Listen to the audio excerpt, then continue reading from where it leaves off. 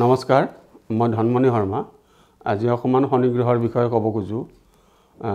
সবতকে শক্তিশালী গ্ৰহ হ'ল শনি।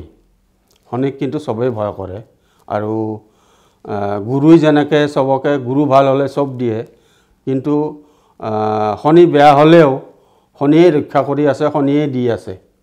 টকা পইচাৰ পৰা সুখ দুখৰ পৰা আদি কৰি শনিয়ে সব মানুহক দি আছে। আৰু শনি সাধাৰণতে যিখিনি জন্মগ্ৰহত জন্মলগ্নৰ সময়ত শনি গ্ৰহৰ প্ৰভাৱটো ভাল, তেওঁৰ শনিৰ কাৰণে তেওঁৰ উন্নতি হ'ব। আৰু শনি গ্ৰহ যিখিনি মানুহৰ জন্ম সময়ত বেয়া, সেই মানুহখিনিৰ আচলতে শনিৰ প্ৰভাৱ যেতিয়া বেয়া হয় বা শনিবাৰটো তেওঁৰ অকণমান কিবা অঘটন অকণমান হয়। সেইকাৰণে শনিবাৰে সাধাৰণতে শনি মন্দিৰত ক'লা তিল বা তিলৰ তেল এনেকৈ ধূপ চাকি জ্বলাই আৰু শনিবাৰটো নিৰামিষ খোৱাটো ভাল। যদি আপোনাৰ ভিক্ষাৰী জাতীয় মানে আজীৱন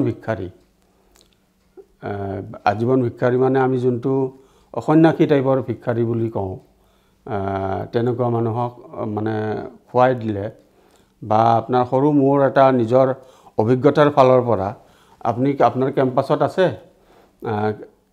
ক'ৰবাৰ পৰা ক'লা ছাগলী আহিছে বা আপোনাৰ ঘৰত ক'লা কুকুৰ পোহা আছে, আপুনি ছাগলী হ'লে হাতৰ তলত মানে আপুনি চাউল এক মুঠা ল'ব, লৈ আপুনি যদি হাতত ছাগলীটো মাতি আপুনি খুৱাব পাৰে, সিদিনাখনৰ এই ছাগলীটোৱে যদি চাউলখিনি খাই পেলায় আপোনাৰ হাতত, সিদিনাখনৰ পৰা আপুনি আৰাম পাব শনিৰ প্ৰভাৱৰ পৰা।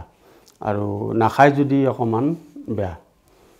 আৰু ক'লা কুকুৰ থাকিলে ক'লা কুকুৰকো আপুনি শনিবাৰে বা ক'লা গৰু থাকিলে গৰুক খুৱাব পাৰে, শনিৰ প্ৰভাৱ কমে বুলি প্ৰবাদ এটা চলি আহি আছে।